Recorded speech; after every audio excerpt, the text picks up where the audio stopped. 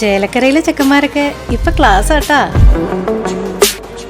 അതിനൂതന hi tech സാങ്കേതിക വിദ്യകളോടെ വൻ നഗരങ്ങളെ പോലും വെല്ലുന്ന സൗകര്യങ്ങളുമായി നമ്മുടെ ചേലക്കരയിൽ Naturals beauty parlour, doctors tower, near bus stand, Chelakkara.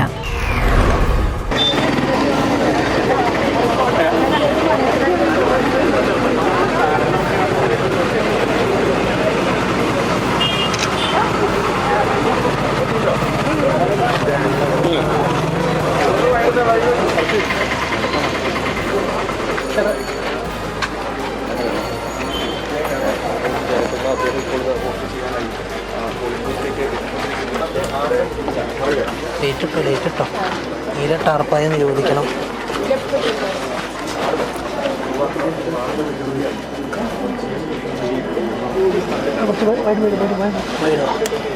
ധൈര്യമായിട്ട് പോരെ.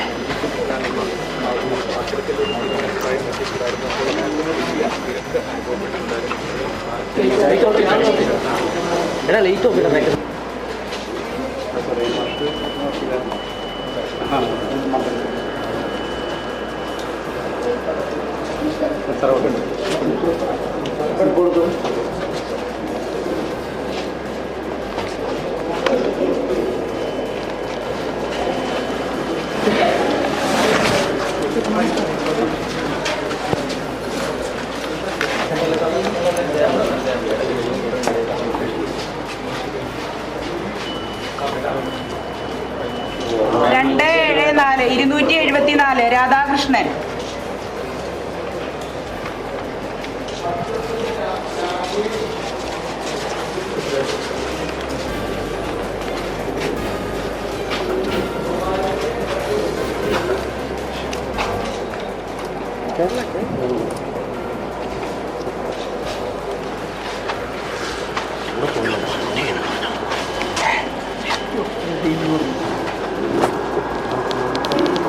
അമ്മച്ചിയോ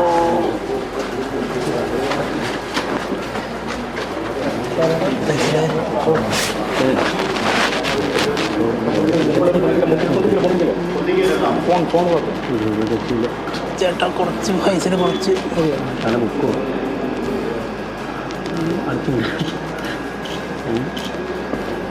അതൊട്ടൊന്ന് നേരെ നോക്കി നന്നായി. ഭാനുട്ടാ കുറച്ച് പൊട്ടിക്ക് വൈഡ് കൈ വൈഡാക്ക്.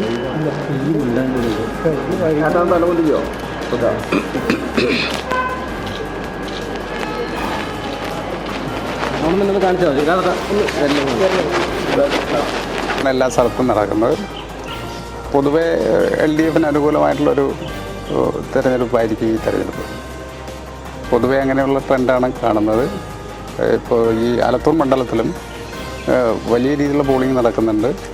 ഇടതുപക്ഷത്തിന് അനുകൂലമായിട്ടുള്ളൊരു വിധിയെഴുത്തായിരിക്കും ആലത്തൂരും ഉണ്ടാവുക എന്നുള്ള പ്രതീക്ഷ. വോട്ടർമാരുടെ ക്യൂ നീളുന്നത് LDF അനുകൂലമാണ്. അത് പല രീതിയിലുണ്ട്.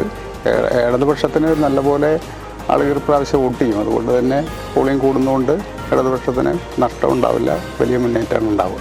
മികച്ച ഭൂരിപക്ഷത്തിൽ ആലത്തൂരിൽ നിന്നൊരു വിജയം തന്നെ പ്രതീക്ഷിക്കുന്നുണ്ട്. അത് അവസാനം ജനങ്ങളാ തീരുമാനിക്കുന്നത്. നന്നായി മുന്നേറുന്നതാണ് പ്രതീക്ഷ. EP മുൻനിർത്തി BJP ഒരു രാഷ്ട്രീയ നാടകം കളിക്കുന്നുവെന്ന് CM അല്പസമയം മുമ്പ് പറഞ്ഞിട്ടുണ്ട്. ഈ EP ലക്ഷ്യം വെച്ചുകൊണ്ടുള്ള ആരോപണങ്ങൾ CPM-നെതിരെ ഉന്നയിക്കുമ്പോൾ എന്താണ്?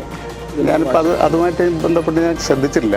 എന്താണ് CM പറഞ്ഞത്, EP പറഞ്ഞ കാര്യങ്ങൾ, ഇത്തരം കാര്യങ്ങൾ ഞാൻ ശ്രദ്ധിച്ചില്ല. അതൊന്നും പിന്നീട് ആലോചിച്ച് എന്താണ് സംഭവിച്ചതെന്നൊക്കെ ആലോചിച്ചിട്ട് പറയാമോ?